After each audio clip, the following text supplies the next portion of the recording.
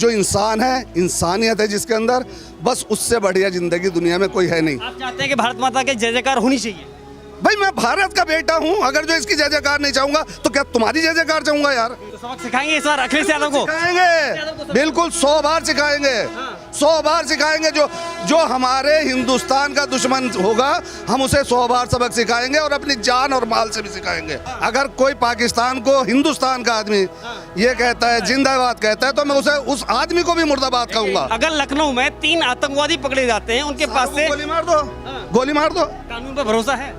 कानून अगर कानून पर भरोसा नहीं होता तो हम यूं कहते कि हमें जेल भेज दोगे। कि बीजेपी सरकार ने सबसे अच्छा भला काम ये कहा कि किसी को भूख के नहीं सोने दिया। नमस्कार, मैं हूं केशव मालान और आज हम मौजूद हैं बिजनौर बस स्टैंड के पास। बिजनौर शहर एक बड़ा ही चर्चित और जाना पहचाना शहर है। हालांकि यहाँ की आबादी एक मिश्रित आबादी है और ये देख सकते हैं कि यहाँ से लोग आने जाने वाले हैं और दूर दराज से अपना तैयारी में है। इधर भी बस खड़ी हुई है, उधर भी कुछ बस खड़ी हुई हैं। हालांकि सबसे बड़ी बात है कि यहाँ रहने वाले आने जाने वाले लोगों से जानना ये ज़रूरी है, क्योंकि ये पश्चिमी उत्तर प्रदेश का गन्ना किसान के साथ में ही ये वो शहर है जहाँ से हम बेहतर समझ सकते हैं कि यहाँ के जनता की राय क्या है, आखिर यहाँ की जनता कैसे देखती है और यूपी इलेक्शन को लेकर के क्या उसका रुख है। क्या कुछ लोगों से बातचीत करेंगे। भैया क्या नाम है आपका? फाकर हुसैन। चंगे एकदम ठीक, फर्स्ट क्लास। योगी सरकार कुछ कर रहा है, आपके लिए नहीं कर रहा है? देखिए, सरकार तो कोई भी आएगी वो सभी के लिए करेगी, हाँ। सभी के लिए करेगी। योगी क्या? अरे भाई मैं तो सबके लिए कह रहा हूँ, सभी कोई भी आएगा अपने कर्तव्यों को पूरा करेगा अगर इंसानियत है तो। और इंसानियत नहीं है तो वो किसी के लिए भी कुछ नहीं करेगा, वो तो फिर शैतान है। हाँ? अब कर्तव्य का पालन कर कौन रहा है, वही तो पूछ रहा हूँ मैं आपसे। मैं बता दो रहा हूँ, जो कर रहे हैं वो सामने है। भाई जो कर रहे हैं वो सामने है, मैं थोड़ी कहूँगा। ये तो आपको भी दिख रहा होगा। आप मुझसे सवाल क्यों कर रहे हैं? आपसे तो आप सवाल मुझसे क्यों कर रहे हैं? ये सवाल तो आपको, देखिए आपको ये सवाल मुझसे ना करके अपने आप से करना चाहिए कि मेरे साथ गवर्नमेंट क्या कर रही है। भाई मैं तो झेल रहा हूँ कुछ, आप क्या झेल रहे हैं? वो हम भी पीढ़ा पूछना चाहते हैं, आखिर वो पीढ़ा कौन सी है पीढ़ा बताएंगे जिसे आप झेल रहे हैं? अच्छा ठीक है, अगर मान लीजिए मैं अपनी पीड़ा बताऊं तो उसका कोई समाधान आप थोड़ी करेंगे। देखिए आवाज कैसे जाएगी? पीड़ा बताइए ना। अच्छा अब आज आइए, आप मेरे बेटे समान है। अगर आपसे मैं ये कहूँ कि बेटे आप हिंदू हैं, मेरी मैयत को कांधा दोगे, ठीक है?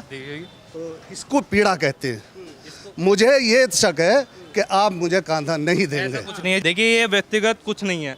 सरकार आपका ना बुरा चाहती है ना मेरा बुरा चाहती है, ठीक है? नहीं, मैं दर्द पूछना चाह रहा था। वो दर्द कौन सा है जो छुपाए बैठे हैं? देखिए हमें कोई दर्द नहीं है। हमें तो एक खुशी ये है कि हमारे भारत में आज भी एक बात कही जाती है कि इंसानियत जिंदाबाद, भारत माता जिंदाबाद।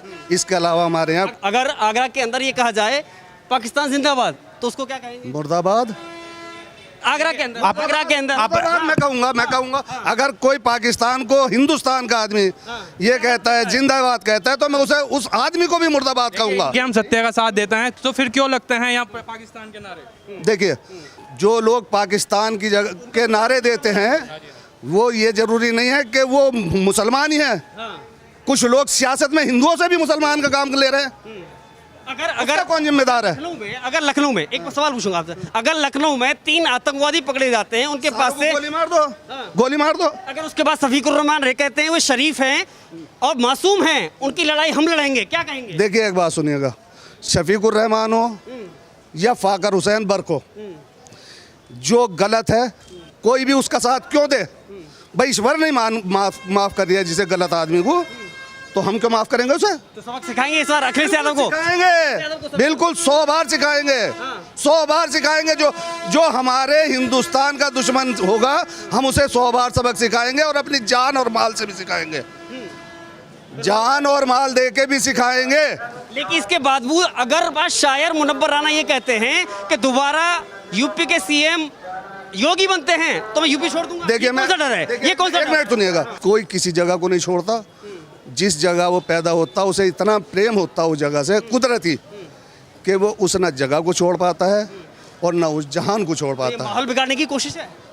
नहीं, मैं ये भी नहीं कहूँगा। क्यों भाई? मैं ये बात दोषी किसको ठहराएंगे आप? दोषी तो ठहराएंगे इसके लिए दोषी आप कहते हैं मुस्लिम बदनाम होता है, कहीं ना कहीं एक नाम आता है, तो उसके लिए दोषी कौन है फिर? देखिए चुनाव आ रहा है, राजनीतिक मुद्दे तो उठेंगे, ठीक है, आप चाहे कुछ भी बोलते रहे, ना ये खराब है ना मैं खराब हूँ, बस। ठीक है। बात सारी ये है, जो चुनाव है, जो सियासत में है, वो तो बोलेगा ही अपने पार्टी को लाने के लिए, ठीक है। अब आपको मैं एक बात बताऊं, आपको कोई दिक्कत है भारत माता की जय वंदे मातरम कहने में? आपको कोई दिक्कत है? देखिए एक बात सुनिएगा, जहां तलक मजहब का ताल्लुक आता है, देखिए मेरा दोस्त है, उसका भाई भी फौज में है, वो भी भारत माता की जय बोलता है, हिंदुस्तान की वंदे मातरम, हाँ जी बिल्कुल बोलता है। अभी मैंने एक बात कही थी, जो भारत माता के खिलाफ बोलता है, हम उसका विरोध करते हैं, जान से भी और माल से भी।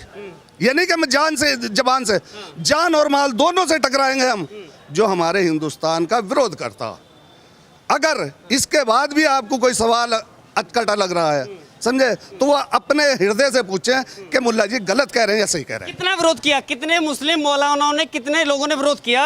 अगर 3 आतंकवादी लखनऊ के अंदर पकड़े जाते हैं, शफीकुर रहमान ये कहते हैं कि वो मासूम हैं, तो कितने लोगों ने विरोध किया? देखिए फिर क्या आपको नहीं लगता है कि ये धब्बा है? फिर आप वहीं आ गए, जहाँ से चले थे आप वहीं आ गए। दरअसल हम लोगों में हीन भावनाएं पैदा कर दी गई हैं, और हीन भावना का जो है वो बकरा काटने के बाद भी कोई सलूशन नहीं निकलता, मतलब बलि देने के बाद भी कोई सलूशन नहीं निकलता हीन भावना से।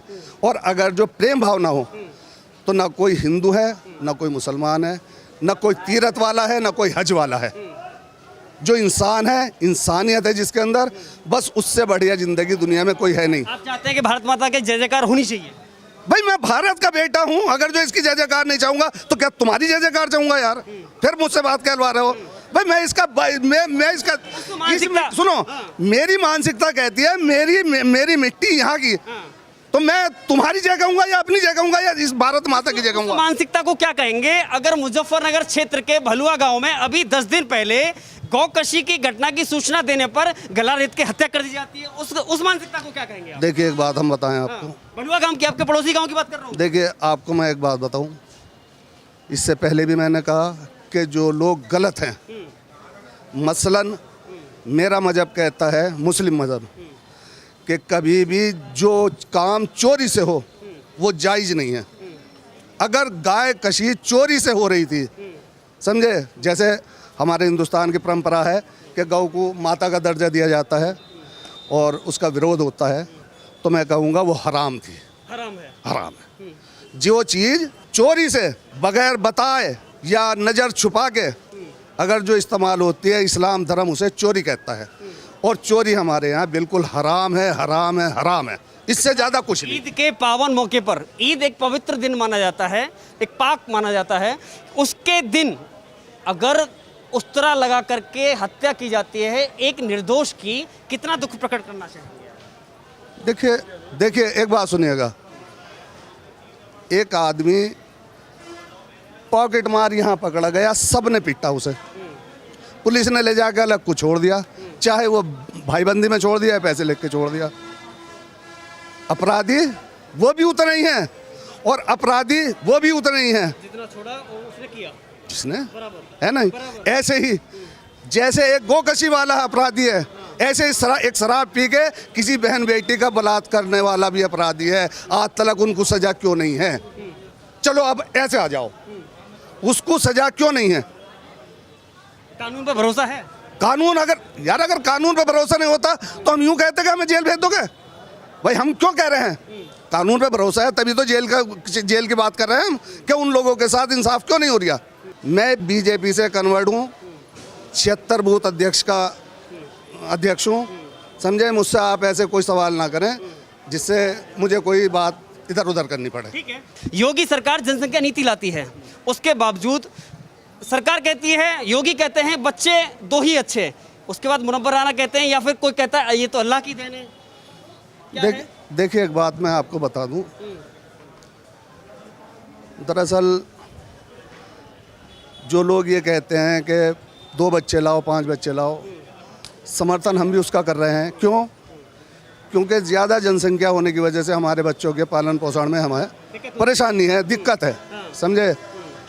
आज बीजेपी सरकार 7-8 महीने या 2 साल से, मैं समझता हूँ लगभग 2 साल हो लिए, इन 2 साल में जितनी सहायता बीजेपी सरकार ने लोगों की पूरे हिंदुस्तान वालों की, कहीं गल्ला दिया, कहीं पैसा दिया, कहीं मकान दिया, इतनी नीति को अभी तक किसी ने नहीं अपनाया था।